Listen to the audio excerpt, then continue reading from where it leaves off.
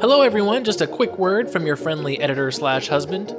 For all of you who listen to So I'm Watching This Show and own an Android device, do me a favor. Go to the Google Play Store and download the Podcast Republic app. It's a fantastic app that allows you to get all of your favorite podcasts directly on your Android devices.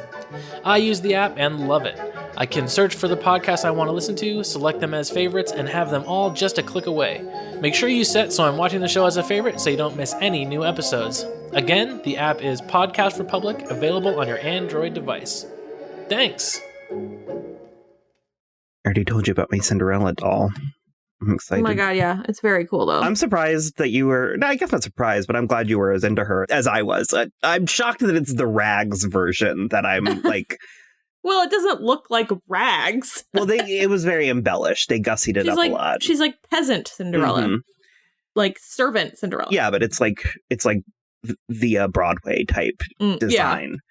Because they did the ball gown, the proper ball gown one, and I actually did really like that one. I was like, this is one of the better dolls I've seen, but it was one of those Saks Fifth Avenue exclusives, so it was like $20,000. Jesus Christ. It's like real diamonds and stuff. I couldn't swing that. I was like, that's can we insane. Dip into our podcast money? That would not even cover a fraction of it. We just need a little bit more. We're not quite there. Just a little. If anybody wants Will to have a $20,000 Barbie, head on over to the Patreon. She's not a Barbie. She's actually Barbie. I feel like I would almost... I can see that. It's like Disney store, like Disney store brand. Yeah. She's bigger too. She's like 18 inches taller. Instead of 12. Yeah. So I should be getting her, if not next week, March 3rd. Cool. So be prepared to hear this spiel again, complete with pictures, in the first week of March. Everybody is on bated breath until then.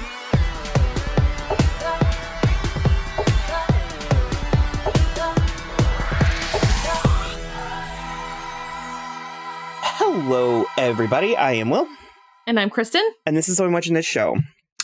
On today's episode, we're going to have a conversation about Portrait of a Lady on Fire. Yeah. I'm kidding. I fucking loved it. Oh, okay. I was like, I will cut you in half if you didn't like this movie. Oh my god, it was so good. It was so good. I couldn't even keep that up. I was like, why do you sound so bummed about it? This movie was like, excellent and beautiful and like... I can hear you being like, I beg your unbelievable pardon. Unbelievable pardon. No, we didn't talk afterwards because it's a wallop. It packs a punch. And it does. Yeah, it really does. And when it ends, it ends thrice. And then when it finally ends, it fucking ends like face planting. Yeah. It's over and then there's not even any sound during like the first 90 seconds of the credits. And so we just kind of got out of there. And I asked Will in the bathroom, I was like, did you like it? And he was just like, yeah. And I was like, okay. No, he really did. He did. We talked about it a little bit in the car. I was thinking about it the whole way home, and it kept more. Like it was growing in my brain. Yeah. Because on its surface, it feels very... You know what I mean? It's very like, here's a story about two ladies that fall in love. Yeah. Well, it's very soft and it's very gentle and it's very quiet and there's not a lot going on on the surface. Mm-hmm. Everything's happening below. So, yeah. And in the subtext. Yeah. So much subtext. So it is a French film. Why they submitted... I can't believe they didn't submit this for Best Foreign Film. This is so much better than Les Miserables. No, they submitted Les Miserables. And I thought that was just what got picked. Are you only allowed to submit one? Yeah. Oh, yeah. Stupid. This was so much better. I didn't see Les Miserables, but it's called Les Miserables. How good could it be? Well, it's like it's more of a modern telling. I know. But I agree with you. Although it's so funny when I was coming home, I was like trying to retell the story back in my mind. And I know that her suitor lived in Milan. And I was like, where were they from, though? Like, I couldn't remember where they were from. Yeah. And I was like, oh, France. Because the fact that it was in French, I forgot. Like, I forgot I read the movie. I forgot I wasn't listening to it. You know what I mean? Oh, gotcha. Yeah. So the IMDb says it's an island off the coast of Brittany, France. So it's a very simple story. The story is that I think I got their names. It's Eloise and Marianne and Sophie and the Countess. I think it's basically about 4 women, and there's almost not a man in the entire movie until like the very end, and then there's like a couple men in it. But like 2. Like the man at the beginning tells her to just walk towards the trees, and then the man at the end says hello to her, and that's it. She was hired to paint a portrait of a young woman who is to be married to her fiance, her suitor. Well, her dead sister's fiance. Yeah. Her sister got sick, right? No, her sister threw herself off the cliffs. Oh, I thought they said she was sick. Okay. No, she asked. Marianne asked at one point, did she succumb to disease? And they were like, no. And then eventually Sophie said she threw herself off, and Marianne was like, how do you know? And she said, I didn't hear her cry out when she went over. No, I remember that conversation. I thought it was about Eloise, and I was like, well, she rebounded really quick. So no, because Eloise was in the convent. She said something about her broken body, so I was expecting Eloise to be like in a wheelchair, and she was just like sprinting about. And so I was good and confused for the first 10 minutes of the movie. Okay, yeah. We were also eating, and if I've learned anything from watching foreign films lately, I shouldn't be eating through the first half of it. It's tough. It was like the 1700s, and so back then it was really fascinating because, again, it's like the movie seems like it's about one thing. Like you think that it's going to be like a lesbian love affair, which it is. And there was a part of me going into it where I just I thought I heard it was the French lesbian movie. And there was a part, a good 10 or 15 minutes into the movie where I was like, did I make that up, or is this actually going to be that? And it is. An obvious and immediate comparison is it's very much a counterpart to Call Me by Your Name. Will said the same thing. Yeah, it's like you think that it's about 2 women falling in love, but the more you're watching it and the more time you think about it, you realize it is about so much more. Not unlike Little Women, I would say. Yeah, because it's about the action of creating art, and it has a lot to say about the purpose and the placement in society of a muse. It's very interesting. Even just like the divine feminine, because it's something I was thinking watching Little Women, where I was like, I would love to go to a week retreat where we had to live the old world just to see what it was like. Because there's no set score in this movie. There's no music unless there's a source or reason for music in the movie. And it's almost uncomfortable in the beginning because it's so quiet and it's so still. And I was eating nachos. Yeah, you get used to it. You definitely get used to it. And while this is probably one of the best movies I've seen in recent memory, I don't think it's for everyone. I think that there's a large chunk of audience that would be bored to tears. Oh, for sure. Because I did check my watch in the middle just out of curiosity. I think I made it an hour and a half before I was like, I wonder how much longer is left in this. And we had half an hour. It really does so much. And so there was a part of me watching the beginning parts of the movie where I'm just like, man, what was life like? And when you have to distill things down to their simplest pleasures, because it's like Eloise had actually never, the only music she had heard was in the convent. Yeah, organ music only. And she had never run before. And it's just yikes. Yeah, and it's because Marianne is have you never heard an orchestra? And she was like, no. And that's just the things we take for granted.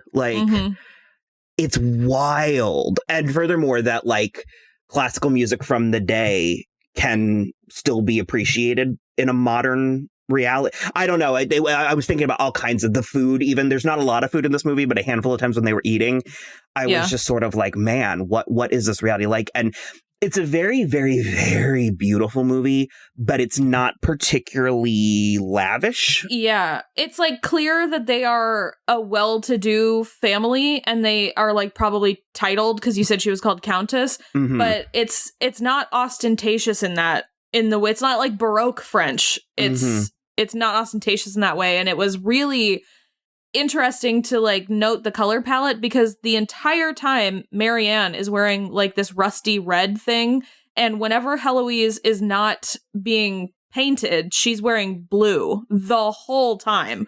And then Sophie has this golden overskirt, and so it's all very obviously muted, like looking like natural dyes, but all very primary colored everything. And I just was like, what a fun thing.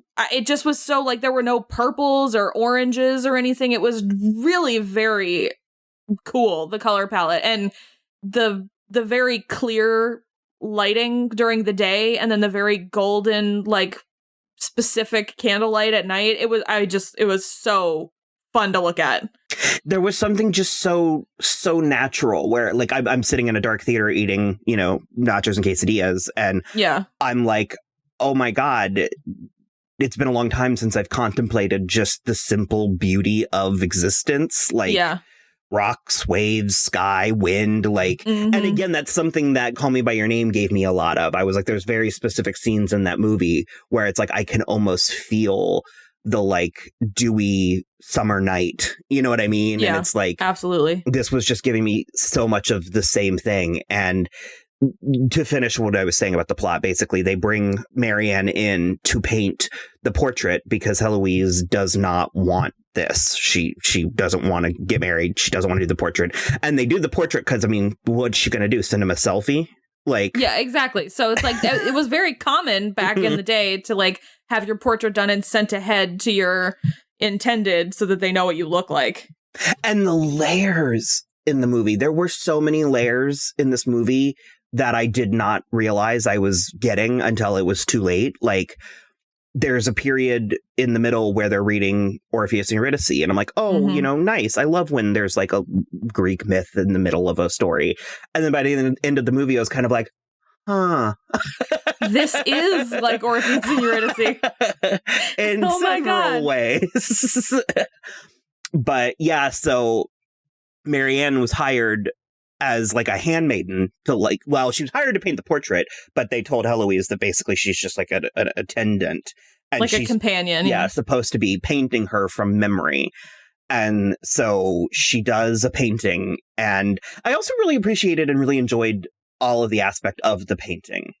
Well, those are the parts where it felt to me like Little Women, because it was so much about the act of creating this piece of art, in the same way that Little Women is about Jo writing her book in a way. And I just was like, what a wild year that we had last year in movies, where all these movies about women specifically creating were so critically well received and like accepted across the board. Kind of. Yeah. I mean, it's like totally wild. And because this is also a female director, Celine. It's also, Celine Sciamma. And I loved that notion of it as well, because it's so infrequent that you see movies or media or anything about female artistic geniuses. And it's like, that's maybe going a little overboard on Marianne's talent or whatever, but she is clearly a very successful, female painter within this realm, I guess. And the fact that she is the focus of this movie and this love story and everything, it made me really happy. It's also not clobbering you over the head with its like feminism. Like, it's not right. It's not shining bright stage lights on the fact that like in this world it's not common for women to blah blah blah blah blah. Like all of that goes unsaid, and all of it goes just sort of understood, and all of the women, even the Countess to an extent, have duties and have purpose, and they're going about their lives in very interesting ways. Again, the Little Women comparison, it's like watching it's like spying on like a voyeuristic look into a specific period in time. And I like that they didn't make a big to-do out of the romance. Like, I like that it wasn't... Yeah, I feel like I know exactly what you mean, but I'm not sure how to say it either. There wasn't like a spotlight put on the fact that they were falling in love, and it was not necessarily an appropriate thing to have happen. Although this had a handful of lines that were so cunning, and like... The one that just like clobbered me was the first time they actually are starting to like be intimate. Yeah. And Heloise says, do all lovers feel like they've just discovered something? That they're inventing something. Yeah, because that one hit me sideways too. I was like, oh my God. So it's almost like it hasn't even like gay, which I mean, probably. It's like they didn't even know that was a thing. Right. Well, she certainly didn't. I would say Heloise certainly didn't because she's been in a convent. Well, so she's had experience with nothing. She would have plenty of it, but anyways. Well, you know what I mean. Because it was like for someone like me, I knew it was a thing very early on, and my perception as a youth was that it was bad and run away from it. So it's like, it was sort of interesting watching them discover it in such a. And I also back to the Call Me by Your Name. It's like I love that it was so uninterrupted. Like it was so. At no point do they get found out and chased through the town square. And I did sort of keep waiting for Sophie to know something. And frankly, I think you can put that on the movie that she kind of does. I feel like Sophie did know something. And I also feel like Sophie, in the first place, probably didn't care. And in the second place, doesn't really have a leg to stand on with her abortion and everything. And I think that's one of the reasons why these issues are so mind-numbingly frustrating to me is you just know that history has to be littered with these stories. Oh, just for like sure. Hand over fist. And society's still here, you know what I mean? It's like, because it just like, there was something so kind of, I mean, I already said voyeuristic once, but like exciting about like spying on these three women for a week. And I didn't anticipate Sophie's presence being as big as it ended up being, and Me too. And also necessary and well received. I was like glad she was there for so much of it. And you know, you mentioned her abortion. You know, we find out that she's pregnant and doesn't want to be, and like there's no big conversation. Like there's no big, you know, like I said, the movie isn't clobbering you over the head with its modern feminism where they have to be like, there was no point of it made. It just, she was like, do you want it? And she was like, no. And so you just know that like Marianne and Heloise were like, well, we've got work to do. And there's scenes that, and I feel weird to say this, but there's scenes that are very funny following where they're trying to stress her out. Like, they just have her running back and forth across the beach. Back she and forth, can't back run and forth. anymore. And she's like hanging by her hands, like from the ceiling until she like falls. And it's actually kind of funny. And as much as, you know, we've talked about some recent shows like The Magicians, like Crazy Ex-Girlfriend, like Claws, where they do like these really interesting and poignant abortion stories. I kind of love how completely unfazed the entire movie was. Like it was just a task they had to do. Yeah, and it literally like no bones were made about it in like any sense. Heloise even asks Marianne, has this happened to you? And she was like, yep. And it just is like, I missed that. Yeah, she was like, have you had to do this before or something like that? And she was like, yeah. And so that's when she was like, so you've known love? And she was like, that they had that whole conversation about that. And I think I perceived it as in she's helped someone before. Oh, maybe. I took it more of in a personal I think yours direction. And you know, something else that was really, really fascinating is, well, I mean, that women get shit done when you leave them the fuck alone and let them do their job. Yeah. That's the biggest takeaway, to be honest. But they go to the woman. I don't know what to call her. Were they witches? Because it was like a convergence of women doing chanting in a bonfire. Like a collective, a collective of women on the beach having a witchy bonfire. Very siren, like very sirens. Well, it was very like the end of The Witch to me, where I was like, oh my god, are Marianne and Heloise going to go live deliciously on the beach? Yeah. They're selkies.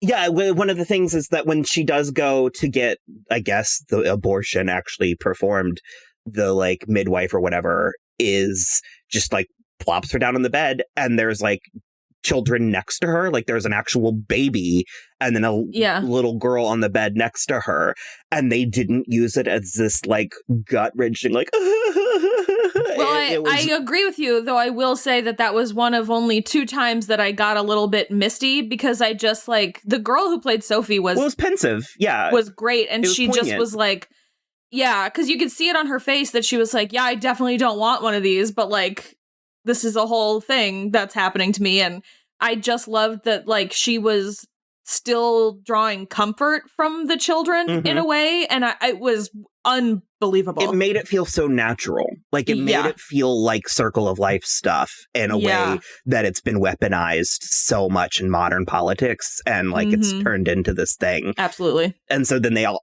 are also taking care of Sophie for the rest of the story while they're also falling in love and stuff.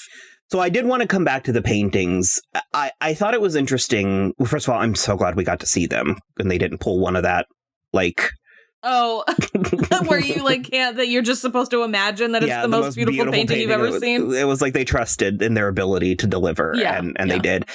And I kind of liked that they were a little bit different. Like, the painting from memory was different than the one that she posed for. And and both of her paintings were different than the one that was like left there by the previous painter. It was very interesting. And frankly, I liked it when she smeared the face on the first one. Me too. Oh my God, it looked so cool. It was really cool in a way that I was like, oh, that's going to start popping up. Yeah. Okay, so Marianne was Emma Watson, Michelle Dockery. And that's exactly what it was. The literal whole time I was watching it, I was like, she looks like someone, and I literally can't place it. And that's definitely Emma who Watson, it is. Michelle Dockery. And then Heloise was Florence Pugh, Emily Blunt. That's an interesting combo. All I could see the whole time. I found both of them, but for me, especially Heloise, I found her to be absolutely exquisite. And that is not a word I throw down. I mean, the last time I used it was talking about Victoria the cat in Cats. So I use that term sparingly. But it was also just so sexy and like this like raw, real way where I was very aware. It's like the scene in Girls Trip when Tiffany had, or Regina King is talking. It's like the scene in Girls Trip where Regina Hall is talking to, it's not Ellen Pump, Kate Walsh. You're having a hard time. It's like the scene in Girl Trip where Regina Hall is talking to Kate Walsh. And those are the only people it's ever been. When they're going to the Source Awards or whatever it was, and Regina's like, now you can come. And she's like, and you are a guest here. You are welcome here. But remember, you are a guest. Like, this is not for you. And I kind of had that, like, it felt like a privilege to be, like, spying on this thing. That was sort of kind of like, and, you know, because, I mean, there's a scene where Heloise, they're, like, in bed together, and she lifts her arm, and she has, like, full armpit hair, which, you know, is period and historical and location accurate and stuff. And there's a moment where you're kind of like, oh my, but it was like, it was, I literally was like, oh yeah, I guess that is appropriate. And I just was like, didn't even think about it. It was very like don't mind, like never on a Sunday, like don't mind if I do. And it just, I don't know. And then when they did whatever it was, the drugs that they did, that's another thing that I loved, is because we just do drugs as a species, as people. We enjoy altering our consciousness recreationally. It's a thing. It's like the scene in Marie Antoinette where they're all coked out on her birthday. That is like one of my favorite scenes in movie history. And the way that it was treated, where it like they do it once, they're not like high out of their minds the whole time, but it was like it was an actual experience. And one of the witches gave them the drugs, whatever, and she was like, she said it would specifically lengthen, like prolong time. And then there was even the scene later where they were like drinking water because you have to hydrate when you're doing recreational drugs.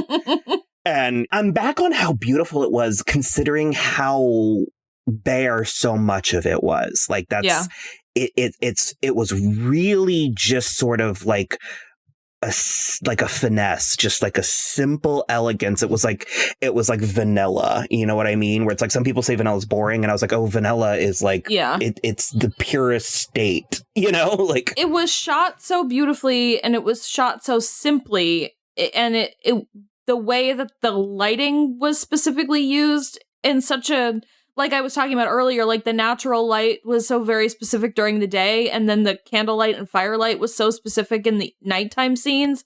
It just it brought such a reality to the whole movie in a way that a lot of times it really doesn't feel that way. Like when we were watching The Old Little Women, and Will specifically was like, that overhead lighting, huh? And it was like, yeah, that's like not a thing. And so like when people are very specific about the way that they use the actual lighting that would have existed at the time, I think it always makes for a richer and a more interesting look to a film. But it also never felt dark, because sometimes I think that feels dark when they are using only natural lighting. Like this was like watching a Waterhouse painting if it were a film. Like, yes, kind of like The Tempest. Like, well, Marianne. I was like, Miranda, Marianne. Kind of like, and it's not so much stormy, because that painting is very stormy, but that's sort of like what it's like. And yeah, did we want to talk about? I mean, they fall in love. They have their love affair, and the layers too, because it's like the painting is meant to be like a wedding gift. So it's like until so long as the painting is not finished, they don't have to embrace reality. You know what I mean?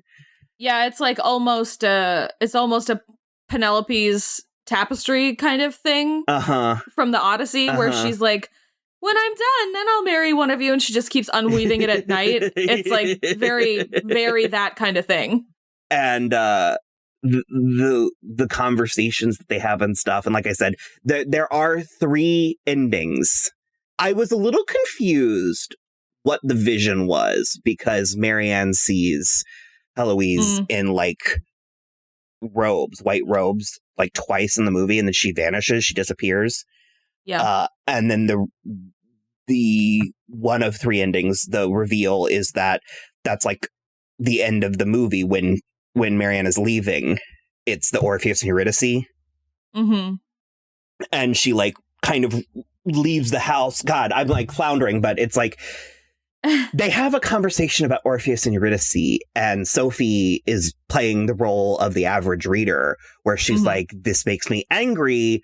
It's stupid. Why did he not do what he was told? She's furious, and it made me laugh because she's so mad. And I'm like, girl, I feel you. And then the other 2 are, Heloise is very like, he loved her so much he couldn't bear not to turn around and look.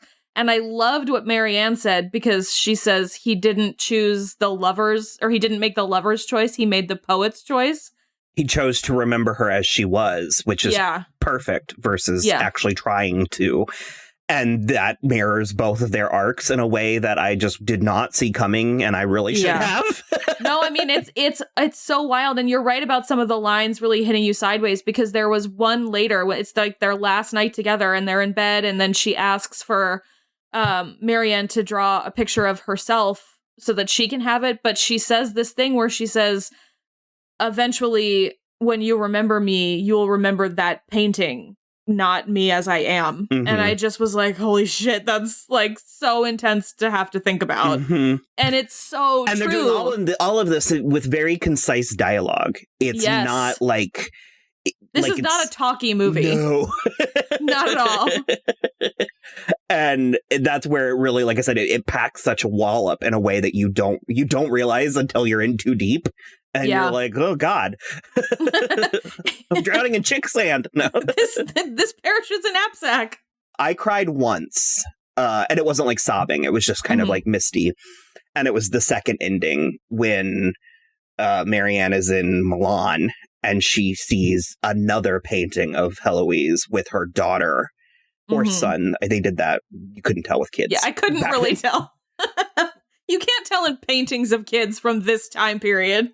The child was wearing a dress and had long blonde hair, so who knows? It could be either way. Guarantee it's a boy, but and Heloise is holding her book, and it's like open to the 28th page, and that's the page that Marianne drew her own self-portrait on. Yeah, so good. And I really like the picture of when Marianne's drawing the self-portrait. Yes, of Heloise laying out on the bed with the mirror over her vagine. I agree. They also, the first time I wanted to bring it up because it's a little bit crass, but it's like I'm certain it was on purpose. When the first time that they kiss, it is in a very vaginal cave. It's like there's a very Georgia O'Keeffe feeling to the cave opening that they're standing in. Or when they're fingering each other's armpits. Or that, yes. That's how they do the drugs, as they put under their arms. That is how they do the drugs. Which is a thing. I mean, I was like, that works. I don't know that that's how I would do it. I don't know that that's the fastest way to get it in your bloodstream, but okay. There was a couple shots where I was like, It's like, yeah. You said Georgia O'Keeffe, but it's like the Family Guy bit. It's been so long since I did one of my Family Guy bits. It's one of my least proud. But it's like an interview with Georgia O'Keeffe, and they're asking her what her inspiration is for her art. And she's like, And she like leans on her hand. And so she has the V. And she's like, she's like, it's so weird. It's so funny. I love it so much. Okay, I'm sorry. So she's the painting. And I was just, I was gutted by that, to make sure to have the 28th page open. I was just like, and to because you have to well, and Marianne's very happy about it. She like seems very like touched by it, but you have to imagine also you have to like take the thought train the whole way, because you then realize that Heloise had someone else paint her and had the presence of mind to be like, hey, I'm gonna be holding this book open, make sure it says page 28 on the off chance that my former lover is going to see it. It's just a very interesting notion. I wanted to see her husband, and I wanted him to be gorgeous. I just thought it would be bittersweet, but... Yeah, I mean, they made that blonde child. Maybe he's okay. And then the third ending is they see at the opera, or the symphony, rather, and Heloise doesn't see Marianne, but Marianne sees her. And so the camera just, like, pushes across the theater onto Heloise's face for the entire... It's Vivaldi's Four Seasons. I think it's summer. I think that one is summer, because it's the storm. Yeah. And we're on her face for the whole song, and she was able to fill the screen. It was... That's the second time I cried. Yeah, I didn't, but I kind of wanted her to look into the camera. Oh yeah, I mean, it could have been cool, but yeah, I like the way that they did it. Yeah, and the thing is, it's like normally I think I would complain that there was 2 endings too many. I would be like, one of the endings was perfect. And this is the rare occasion where I like all 3 of them. And any of the 3, it's like Clue, any of the 3 could work, but all 3 of them together is the best. It wasn't like 3 separate endings, and especially with the voiceover from Marianne, where she was like, I sasaw her another time, and then it was the painting, and then I saw her one last time. And so it's like, she just is literally recounting this to someone who we don't Because that's something I was thinking towards the middle end of the movie. Is I was like, Marianne goes to Milan. I was like, they could definitely meet up again, but that's where the Call Me by Your Name. Yeah, it was very bittersweet, very very tragic. And the one thing that kind of bummed me out is we do catch a small glimpse of the portrait of a lady on fire at the beginning. Yeah. But then we do not see it again. Back to it. And we don't watch her paint it. Yeah, I kind of liked that though. Well, no, I mean, I kind of liked it too. I'd just like a better glimpse of that painting because it looked beautiful. It did, but it was like, I like that we see it before we have any context to who they are. Sure. And then we get to know them. And then it's like, well, now I want to see it again because it's sort of like, it's like kind of a metaphor for the whole movie, because she's like, at a certain point you'll be remembering the picture and not me. So it's like, it was very interesting. I am astonished at how deep this is, and also how shockingly uncliche and untropy it was, considering what a art house movie it is. You know what I mean? Like this could so easily be a pretentious mess. And because I glanced at Rotten Tomatoes, yeah, but a woman made it. I'm just saying, a woman made a movie about women. Yeah. It's unlikely that it's going to be a shit show. Yeah, I glanced at Rotten Tomatoes and it has a 98. And out of curiosity, I looked for one of the 4 Rotten reviews. And like the 2 I saw were basically like, it's too good. I couldn't get into it. It was like, I couldn't emotionally connect to it because it was too well constructed. And so it's interesting. That is an interesting negative take on a movie. The Cheesecake Factory of reviews. Yeah. Yeah. Right. Jesus. There was too much. I hated it. You know what I mean? Like, yeah, I kind of understand is the funniest part. Is like I sort of get it, but at the same time I'm like, isn't this your whole job though? Well, he was distracted. Yeah, so. I get it. Distracted by the sheer excellence. That he couldn't get lost in the story. I mean, I get it. I feel like that's going to become a running bit of ours. I don't know. It was just too good. This was bad. I was just distracted by the excellence. It was too good for me to really like it. Jesus. So there's a lot more that we could say, but we've already gone plenty long, and I don't know how many people are clamoring for our take of Portrait of a Lady on Fire coverage. But well, I mean, if Portrait of a Lady on Fire is playing anywhere near you, I definitely think go see it for sure.